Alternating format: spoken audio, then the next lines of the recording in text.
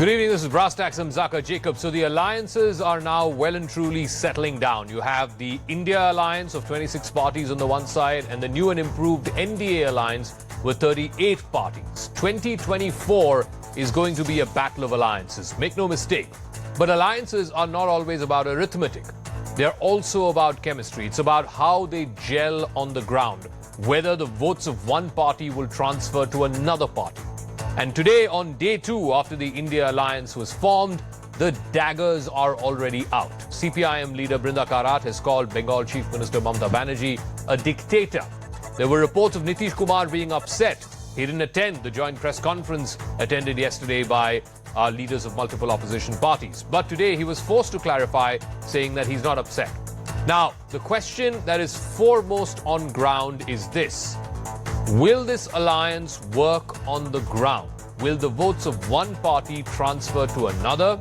What about inherent contradictions, whether it is in Bengal or in Kerala, or even for that matter in Delhi and Punjab? How will this new India alliance manage to overcome these contradictions?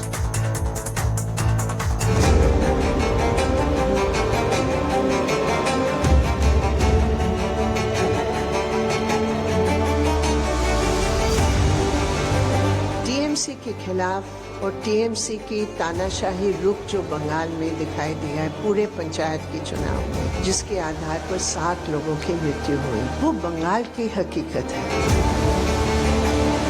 আমাদের নেত্রী আমাদের CM একজন বাঙালি যে হয়নি কখনো, তো আমরা তো চাইবো সেটা। According to our sources from Congress, people who were inside the meeting, they have confirmed that Nitish Kumar was not happy with the deliberations in the meeting. He wanted that his name should be finalized as a convener. Rajgir की हो रही थी ना, हमको मन था कि हम राजगीर देर हो रहा हमको, तो इसीलिए हम आ गए हैं और कोई बात नहीं है। इसलिए पूरे तौर पर हम लोग साथ हैं। वो कौन सा ग्लू है, गोंद है जो इन लोगों को, इन पार्टियों को जोड़ रहा है? इनकी नुरा कुश्ती हो या मजबूरी की दोस्ती, इसकी हकीकत 140 करोड़ देशवासियों के सामने आ चुकी है।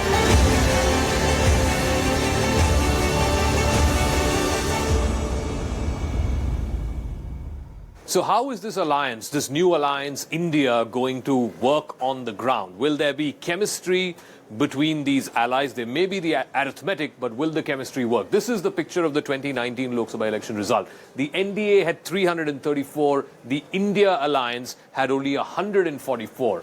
The vote share difference between both the alliances was about 6% or so. In fact, less than 6%. Even though the vote share was just 6% difference, the seat share difference is almost 200 seats, 190 seat difference between the India alliance and the NDA alliance. And we'll tell you why and how that has happened. And that is being captured in the breakup. Out of the 334, the BJP had 303. So remember, the overall NDA vote share was 43. Out of that 43%, 37% is coming just from the BJP, which means all the other parties put together is accounting for only 6% of the NDA's vote share. If you look at the opposite alliance, the India alliance as they call themselves, in that alliance, it is a different story altogether, because if you go back, if you just go back to the India alliance, the main page, this is how the India alliance breaks down. There it's the opposite story, because the Congress is contributing only 20% out of this 37% vote share that the alliance had. The remaining 17%, which is almost as much as what the Congress's vote share is coming from the other parties, and primarily dominated by DMK, which has 2.3%. The TMC has a 4% vote share. And of course, the JDU, which in 2019 fought with the BJP, but is now with the India alliance, they have almost a 1.5% vote share. So which means that this alliance is far more dependent on the smaller parties as much as it is dependent on the Congress. Whereas on the other side, more than 90, almost 95% of the vote share is coming from one party, the BJP. I want to break this down also in terms of the footprint and why it is not going to be easy to defeat the BJP or the NDA alliance, because there were 224 seats out of the 303 that the BJP won. 224 were seats where the BJP candidate, the winning candidate, had more than 50% vote share, which means more than 1 out of every 2 votes that have been polled. Which means if in all of these states, in Gujarat, for example, all 26 seats, in Maharashtra, 15 seats, in Uttar Pradesh, 40 out of 80 seats, half the state was won by BJP candidates, even if the alliance on the other side polled votes together. Arithmetically, they wouldn't be able to beat the BJP candidate because the BJP candidate has got more than 50% votes in these seats. Now, let me just break that down for the rest of the alliances, as it were. Here we go. If you take the NDA as a whole, it had 241 candidates who got more than 50% vote share. So whereas the India Alliance had only 68. So look at the ground that the India Alliance has to cover to catch up with the NDA. Similarly, if you were to look at the 35 to 40% vote share, they say in a first past the post system, the 30 to 35% mark is the one that you need to breach in a multipolar contest to win. Here, the NDA had only 35 seats. So even at the best case scenario, if the India Alliance were to give the NDA a tough sort of fight for a run for its money, they can only add another 35 seats, because that is where the vote share margin was between 35 and 40%. And then if you were to look at the close fights, let's take a look at the seats that were won with a less than 2% margin. Again, just 10 seats. Out of 330 that the NDA had, only 10 seats were close contests with less than 2% margin. The India Alliance winning only 9. And similarly, less than 5% vote share was only 24 seats. So if you add those 34 seats, 10 seats that were less than 2% and 24 seats that were less than 5%, the ability or the window for the India Alliance to grow beyond their current strength of 140 is only an extra addition of 35 seats. Because when the BJP won 224 seats on its own with more than 50% majority, then that means that they clearly have an edge and they win big. Out of 43% vote share for the NDA, 37% has come from one party, the BJP, which means when they win, when BJP candidates win, they win big. And that's why, even if there is an alliance on the ground of 26 parties, it is going to be a Herculean task for the India Alliance to catch up with the NDA, even going by the math. देख रही है कि ये पार्टियों क्यों इकट्ठा हो रही है। जनता ये भी जान रही है कि वो कौन सा ग्लू है, गोंद है, जो इन लोगों को, इन पार्टियों को जोड़ रहा है। किस तरह छोटे छोटे स्वार्थ के लिए मूल्यों और सिद्धांतों से समझौता किया जा रहा है। लोग देख रहे हैं कि केरल में लेफ्ट और कांग्रेस एक दूसरे के खून के प्यासे हैं, लेकिन बेंगलुरु में दोनों पार्टियों के नेता हाथ में हाथ डालकर मुस्कुरा रहे हैं। लोग देख रहे हैं कि बंगाल में लेफ्ट और कांग्रेस के नेताओं पर, उनके कार्यकर्ताओं पर टीएमसी हमले कर रही है, लेकिन इनके नेता टीएमसी के खिलाफ कुछ भी बोलने से बच रहे हैं। इसलिए देश के लोग कह रहे हैं कि गलबहियां मिशन नहीं है, मजबूरियां है। इनकी सच्चाई आपको दूसरे राज्यों में भी दिखाई देगी। नेशनल कॉन्फ्रेंस के नेता और पीडीपी के नेता एक दूसरे को कैसी कैसी गालियां देते हैं। आरजेडी और जेडीयू के लोग कैसे कैसे शब्दों से एक दूसरे को नवाजते थे। देश की जनता ने यह सब करीब से देखा है और देख रही है। इसलिए इनकी नुरा कुश्ती हो या मजबूरी की दोस्ती, इसकी हकीकत 140 करोड़ देशवासियों के सामने आ चुकी है।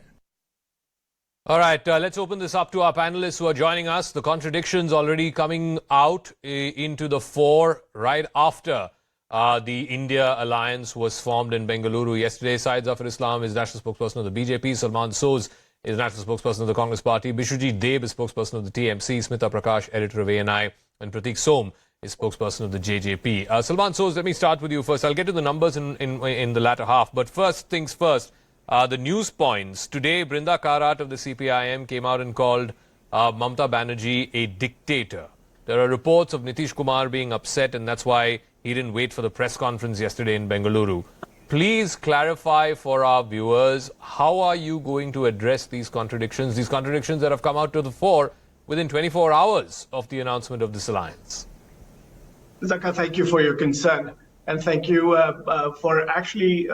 in your opening package, basically repeating two instances of the Prime Minister speaking at length. And thank you for not including any opposition bite, except to talk about how Ms. Karat might have said something about Mamata Banerjee, or some MP from, TMC might want Mamata Banerjee to be the Prime Minister. So, I was hoping that you'd be a little more even-handed than your program has been today. So let me say that I say this with some degree of disappointment.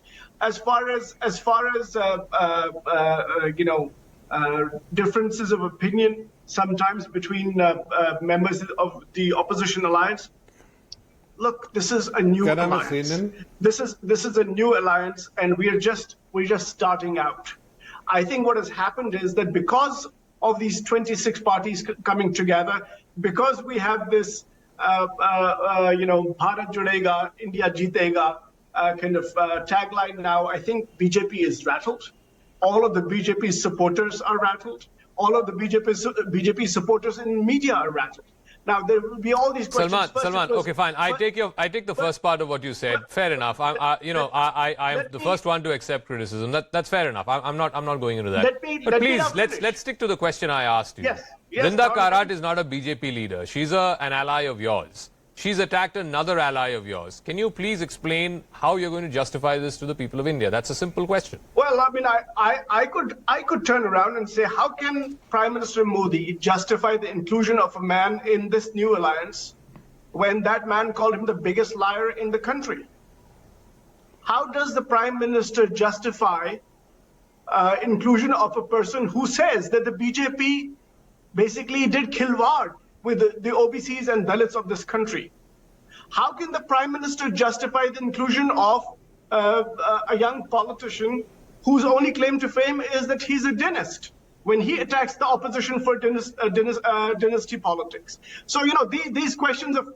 Okay, I'll ask these to Zafar Islam, but I'm giving you one more chance.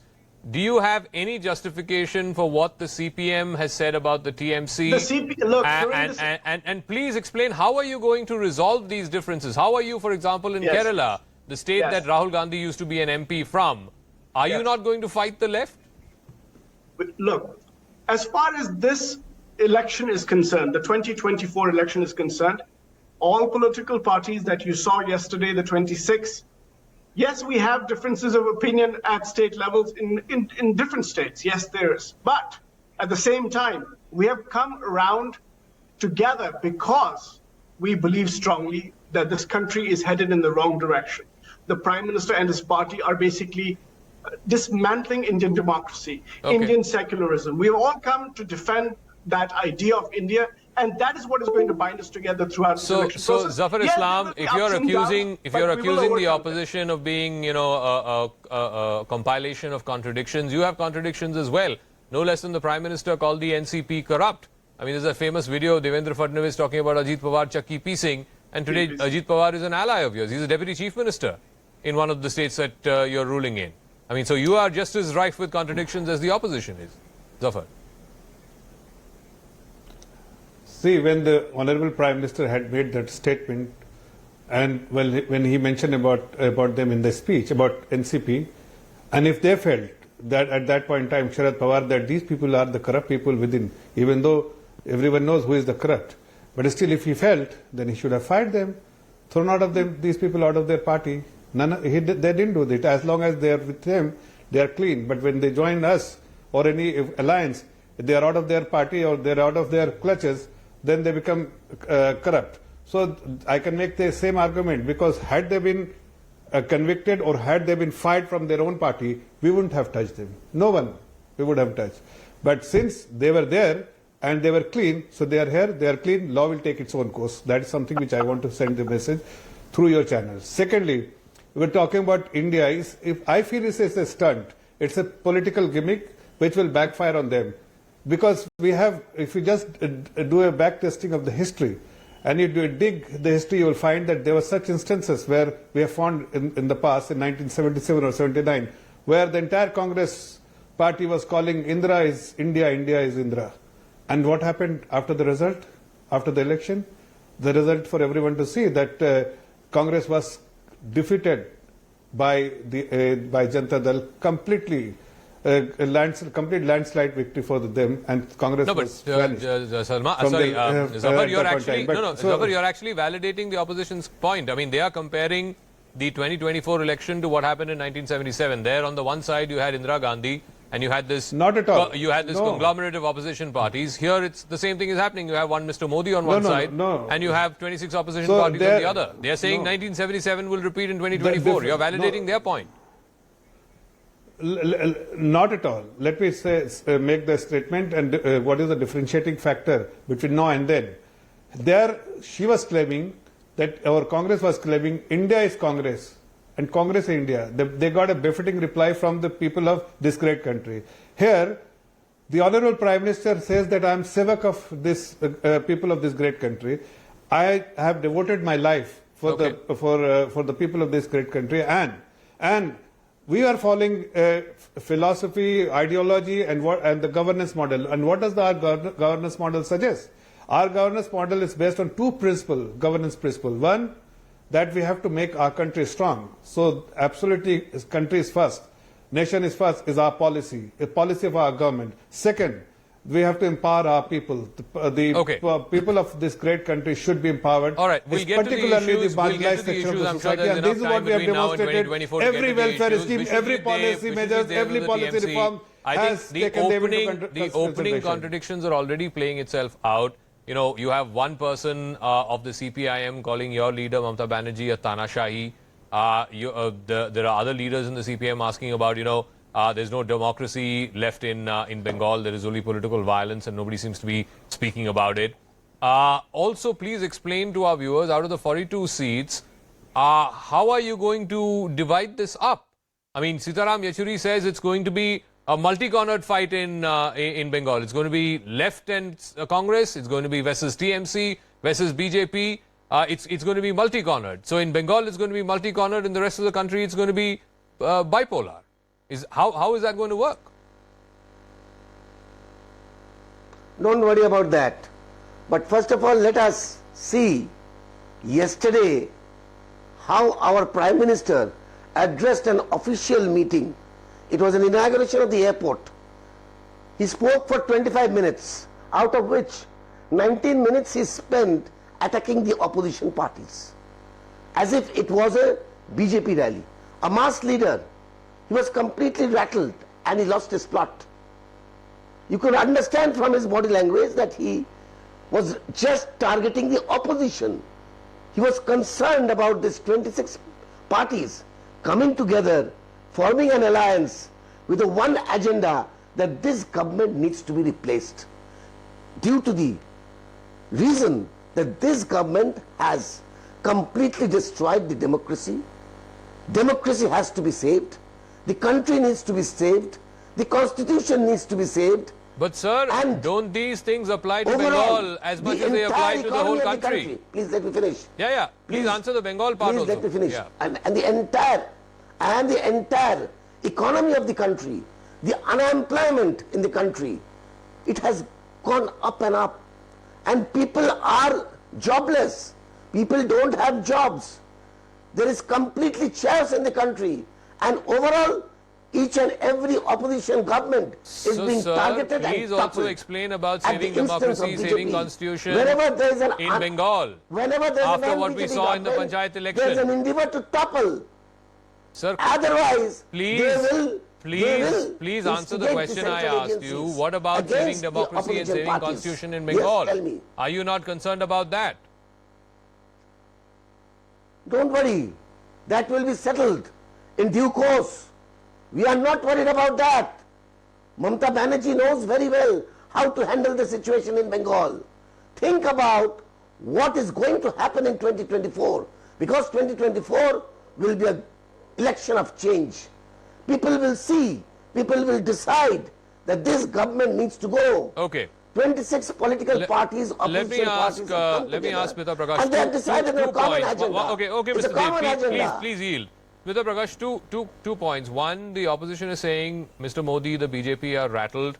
On the very day that these 26 parties were meeting in Bengaluru, the NDA, which was almost in the cold freezer, has been brought back. There is now a new and improved NDA. There are 38 parties in that. Some say out of that 38, 24 of them don't have a Lok Sabha MP. But be that as it may, why is the NDA being revived? Is there a genuine sort of fear within the BJP and the NDA that this 26-party alliance, at least on paper, looks formidable?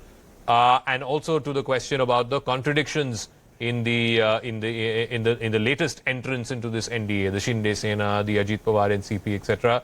So the opposition is saying the BJP is just the same as them, as in the charges that are being flung at them. Well, Zaka, the NDA will leave nothing to chance, the BJP especially, because 10 years being in power, there is some kind of an anti-incumbency they will face in many places. So, and you've seen that, manifesting in the two state elections which they've lost. So there is a sense that, to come back to power after 10 years being in power, it is not an easy task. But that having been said, they are not leaving any stone unturned to see that they do come back to power. And how are they going to do that? That is get off any kind of a high pedestal. Some of them might have been thinking that there is no option to the NDA or to the BJP or to Mr. Modi. So I think the messaging has gone down from the top to right to the bottom, that don't take anything for granted. Don't be in an arrogance, sense of arrogance creep into the party rank and file. And that is why I think that this extension of invitation to even the smallest unit of the NDA, and you saw the Prime Minister's speech also, in which he said that, if there have been instances where I haven't been able to meet you, it's because I've been preoccupied with other stuff. There is a kind of a humility that was there in the speech, in which he was reaching across to his allies. No, so the question the opposition asking is, Smita, why is that coming now? I mean, for Correct. 4 years, you didn't seem to need these smaller parties. Why is there this realization suddenly now? Whenever an election comes, the realization comes very close to that you need everybody. You need your friends close to you, and you need your enemies extremely close to you. And if the opposition is to say, why is the NDA realizing it now? Why is the opposition also realizing it now, that they should have had this unit which they've tried to get together in Bengaluru? They should have done this about a year ago. They didn't do that. The Bharat Jodo Yatra was probably an attempt by the Congress party, but there have been attempts by many of them. It's only now when Nitish got together, or Sharad Pawar, and now those have been sidelined. So, as we get closer to the election, you can turn around and say, ki pehle kyon nahi hua? That's a very easy way to go about it. But the point is, 64 parties today, in one way or the other, are part of these two units which have been formed. Maybe on the same day that the meetings were held, but the fact is that these have got together. But there are still 57 Lok Sabha seats which belong to parties which are not part of either of two. Sure. So those are up for grabs too. So a lot of action will happen, and there will be a reaching out to those parties also, like the YSRCP and the others. Yeah. So let me ask from the JJP, Pratik Som is there with us. There are some big states which the BJP swept last time, or the BJP alliance swept the last time, which may not be as much of a cakewalk this time around. Maharashtra, we've already seen, splits down the middle in the Shiv Sena, the NCP. I think the BJP had won 42 out of 48 last time around. Bihar, where the BJP won 38 out of 40. Now the JDU a principal player there, has joined hands with the RJD and the Congress. They are on the other side of the fence. Even in your state, like the state of Haryana, for example, where the BJP had swept all 10, even for a party like yours, they're saying because of the wrestler issue and others, it may not be as much of a cakewalk. So there are big chunks of seats which the BJP swept last time, where it may not find it that easy this time around. See, I think your statement is correct, but it is also correct for the opposition. See, Zaka, why the opposition alliance will not take off is the root of the problem is that none of them is ready to do sacrifice of their political space. So if we do some, if we come to the statistics or some numbers, so a largest opposition party in Congress, will they get a mandate from Aam Aadmi Party that they will not contest Delhi, Punjab and Chandigarh? That comes to around 21 seats. Will they get a mandate from RJD and JDU that they'll give up their political space of 40 seats in Bihar? Will they ever get, mandate from Uddhav Thackeray, Shiv Sena and NCP to give up their political space of 48 seats? Neither will DMK give them 39 seats in Tamil Nadu. Neither will TMC give them 46 seats in West Bengal. These all seats, if we add up, will come closer to 200 seats. So I think the genesis of this opposition will ultimately, it is going to break and, it will not come to the reality. No, but Pratik, no. One second. The opposite can happen. What if the Congress says in all these states that you just mentioned, we are happy to let the regional parties or the smaller parties there take the lead. We won't contest a majority of the seats in these states. Let the regional parties contest against BJP, and out of 200, if they win 100 plus, then so be it. See, that is it. But Zaka, we have to understand that they have their Sangathan and organization in these states. There will be a lot of dissent in those leaders, and then they will move with their all followers and with all their ideologies to other parties like BJP or to the ruling camps. Zaka, this is very important to know that even these, the public statement of all the leaders in opposition. So if we recollect what Kejriwal said, that I will never do alliance with Congress in my life. Okay. But Nitish Kumar said, Zindagi ke andar main RJD se kabhi haath nahi milaunga. Now there are some statements coming on the dynasty point also. I think Salman has pointed this out. So I want to rebut on that point that coming at a dynasty point coming from Congress should not be spoken in the media at all. Also, opposition has camps of RJD where Yadavs are ruling. They have their DMK where Stalin is ruling. So Zaka, the mood, the root of all this is that opposition will never settle for a consensus, and that is how the NDA camp will take off. Okay, so let me go back to Salman. Salman, even if the best case scenario, the alliance works on the ground. I just explained this on our Magic Wall a moment ago about how in the 2019 election, out of the 303 that the BJP won, 224 seats were won by a vote share of more than 50%, which means that even if there was an alliance on the other side, the BJP candidate would have still ended up winning because he or she won more than 50%, more than half of that constituency's votes. So how are you going to deal with that problem? Okay, Zaka, very quickly, before I come to your question, and I will respond to that, I just want to point out that my friend Zafar Islam says that, Ajit Pawar, the Chakki piecing Ajit Pawar is now clean because Sharad Pawar didn't do anything. So Prime Minister Modi obviously cannot do anything. So he's gotten a clean chit because, Sharad Pawar didn't say anything to him. So Prime Minister Modi is basically dependent on clean chits from opposition leaders, and then he basically takes them and puts them in the BJP washing machine. And as far as Mr. Som is concerned, he talked about dynasty and other things. I think he should not say, he should not use the word dynasty because his own leader is the great-grandson of Chaudhry Devilal. So, he's from the Chautala family. So let's not talk about dynasty, Mr. Som.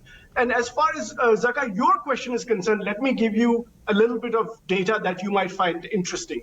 First of all, 2024 is not going to be 2019. It's a totally different election. This whole narrative of doing these this is the arithmetic, they got 50% or above in so many seats. This is a whole different election. That narrative is old. Just a month back, CSDS Lokniti came out with a survey. And when asked about voting intentions, the Congress party's vote share in that survey, and CSDS is a non-partisan, survey firm. Congress party's vote share was close to 30% on its own without any alliance. I am telling you that India is going to put forward at least on 400 seats, there will be a single candidate from India competing against the BJP candidate. And okay, then one we will second. see One second. how I want to press you there further, all right? Yes. Those 400, please explain to me where those 400 are going to come from, because there are Let 20... me- let me no, give one you- second, one second. Let me list out the states and the seats where you won't be able to put up a joint candidate. In Kerala, there are 20 seats. Clearly, you're not giving up 20 seats for the left. Neither is the left giving 20 seats up for you. In Bengal, there are 42 seats. Again, TMC is not giving up seats for you. Neither would you give up seats for the TMC. So that's 62 seats. You have, again, one second. With the Aam Aadmi Party, one second. 13 in Punjab, 7 in Delhi, that's 20 seats. So that's another 82 seats. So please tell me, where are you going to find these 400 seats where you can find one single candidate? Zaka, I think your assumption is totally wrong. This is the problem with this narrative that what happened in the past is going to happen in the future. It is not, Zaka. Whether it is Kerala, whether it is Bengal, whether it is Maharashtra, whether it is Punjab, Delhi, whatever, we are going to do everything we can to put up single candidates. That's the whole idea behind this alliance. So if you're thinking, if anybody else is thinking, if the Prime Minister is thinking, if the BJP is thinking that it's going to be the same fractious, political parties coming up against them, they are mistaken. There are going to be single candidates of India against the BJP, and we will prevail.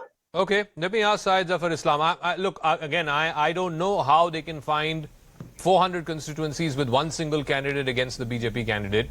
But if that were to be the case, then you will see a coalescing of, it's going to be a bipolar contest. It's going to be a straight up choice A versus choice B. There can the BJP take on the combined might of the opposition just in arithmetic terms? Well, if that is the situation arise, then voters, we have confidence. We draw confidence from the voters, from the people of this country, that when they will vote, they will choose NDA and they will give us 60, 70, 80% vote. Because in 2019, same situation was there. They were continuously speaking that 2014 was different, 2019 is different. We improved our numbers. In 2024, it is likely to be further improved. And why I am saying this? Because the last 9 years, what we have done to improve the condition of an ordinary man on the street, if you ask them, then they will say, yes, No, this Zafar, government has done you're a banker by profession. profession. So please explain to me with numbers. Where is the BJP going to grow its numbers? You have maxed out wherever you won in 2014 and in 19, whether it's Gujarat, Maharashtra, Madhya Pradesh, Rajasthan, Chhattisgarh, UP, of course. Where are the what are your catchment areas? Where are you going to gain in newer areas more than what you did in 2019? See, there are two strategies. One is to, of course, retain wherever we had hit the highest seats, maximum number of seats available, like Rajasthan or Gujarat or some other states.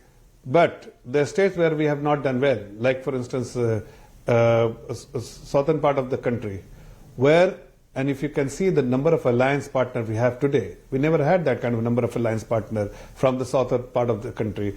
So we have stitched a very meticulously alliance to improve our tally in the states where we had absolutely no presence. And you will see the outcome in 2024 that whatever today we are talking, where some people are saying that we don't know them. Yes, you may not be knowing them because there are smaller parties, but together the smaller parties bring a lot of strength on the table, and that is what we will capitalize. We will be capitalizing on their strength, and our strength put together. We will win many more seats in southern part of the country. So I'll go to Bishwajit Dev and then to Smita. Even where there is a bipolar contest. Zafar, please. Bishwajit Dev, again, I am coming back to that whole point. Where can the opposition find 400 seats where it has one candidate? Let's take the state of Bengal itself. Out of 42, By that logic, you will give Congress only 2. The rest of the 40 seats, TMC will have to contest. Otherwise, how will you find 400 seats across the country? What will happen in 2024? That's a question of some time to be decided. Don't worry about that. Don't think that the alliance will not work. The alliance will work, and it will work perfectly to the extent that it will ensure that this government is removed by the people's mandate in India. And it will be done. The reason Mr. is, Deb, you are still not answering the question I'm asking you. Please explain, convince the voters of India, the viewers who are watching this program, how will this alliance work on the ground? In Bengal, are you going to contest 40 seats and give Congress and left only 2 seats? By the rule of BJP. Sir, on ground, please explain the modalities of how this will work on the ground. In Bengal, will you end up fighting 40 seats and give Congress and left only 2 seats? What will be the seat share? What will happen? That I cannot say now. That Mamata Banerjee knows very well how to handle the situation and how to settle it. That is a matter which should be left to Mamata Banerjee to decide what will be the fate of the 42 seats in Bengal. But don't worry about this. BJP should now try to think that how to manage the entire NDA, that they can even go up to 200 out of the Pratik Som, want to make a quick point, and then Smita Prakash after that. Pratik Som, it will be very difficult. Yeah, it will I be heard very you, Mr. difficult for them Please yield. cross 200 Please yield. also. Now, Pratik Som. Yes. Zaka, so Salman said that Dushyant Chautala is a dynast. Let me, remind him that in 2018, 11 months before elections, he was expelled from his party. He had guts to form his own party, get a mandate of 17% votes in his state, form a political coalition and rule a 4-year the state for 4 years without any scam for which Congress is known. A dynast is someone like Mr. Rahul Gandhi, that he has got a political lineage from his, from the party which they are ruling. Dushyant Chautala had this guts to form political party 10 months before elections. How many people of your camp has this kind of guts? Akhilesh Yadav had this option. Did he exercise that? He wanted a comfortable and safe lineage of Samajwadi Party. Let me go to Smita. Let me go.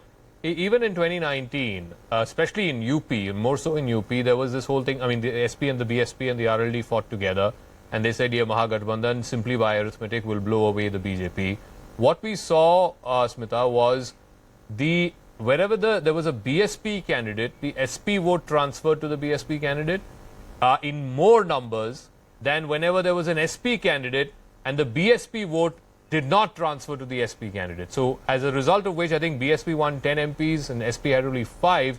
So even in 2019, where there was supposed to be this big Gathbandhan, this whole transfer of votes from one party to another, to a common alliance candidate, that's never as smooth. That's never as, as easy as people think it is. It's not certain at all that, let's say in Maharashtra, if there's an Uddhav Thackeray Sena candidate, that the Sharad Pawar NCP voter will also vote for that candidate and the Maharashtra Congress voter will also vote for that candidate. It's not a given at all.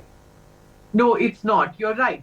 And also, I think the dwindling vote share of the BSP is steadily in all the elections, which we have seen, that itself should be a matter of concern for Mayawati. And I think it's going to muddy the waters as far as people who, who predict what's going to happen in Uttar Pradesh.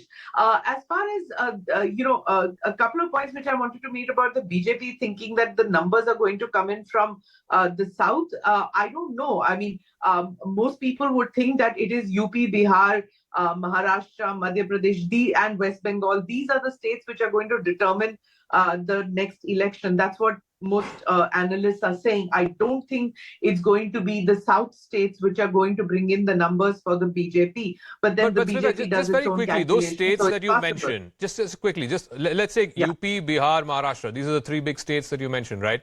Let's say in UP they were able to retain a bulk of what they won. They won 61 out of 80 last time. They're able to retain. No, a bulk it's not. It's not retaining. They're expected Okay. to do Even if they do better their better. performance. But what than, about last time. Bihar and Maharashtra? Because alliances have shifted there in a very big way between 2019 and now. Correct. Bihar is up for grabs. I think the entire you can't even bring in the 2019 arithmetic onto this election in 2024 because those Gathbandhans don't exist anymore because the Nitish has whatever is happening with Nitish, the analysts are saying that he's वो कह रहे हैं कि वहां पे उनका वजूद ही कम हो गया. That is what the Bihari analysts are saying. The newspapers, local newspapers are saying that his vote share is going to drop tremendously. But then who knows, right? This is still early days right now. As far as Maharashtra is concerned, you tell me what has happened with NCP. It's again the entire Mahavikas Aghadi has crumbled completely with Ajit Pawar moving that side. I mean, Sharad Pawar was the fulcrum of this, right? Nitish was only getting together hosting the event in Patna, but it was Sharad Pawar who got the warring factions. Yeah. And you saw in Bengaluru, he was sidelined. He was not really playing a major role. It was totally Mamta's and Rahul Gandhi and the others who were calling the shots, Kharge and the others. So the entire ability to get these warring factions together, to get their egos together, to come up, and arithmetic is important. Whatever Mr. Soos might say, arithmetic is important and chemistry is important. And so when Mr. Dev says, don't worry, I think they should realize that when the media questions, it doesn't come from a sense of worry. It just comes from a sense of asking the right questions, which you've been doing, is that where are the numbers going to come from? Okay. So even if you see that 2019 is not a format to go by, or 2014 is not a format to go by, let's go by what's happening in 2023. In 2023 itself, it seems right now that the numbers are not 400 seats getting together. None of the leaders have said anything about the numbers right now. They have to get a common minimum program going before they can decide on the seats. They have to decide on what is going to be. Just to say democracy is dead or dying is not going to click with voters. They need to come up with a program. Unless there's a common minimum program and unless voters know what are you going to give us.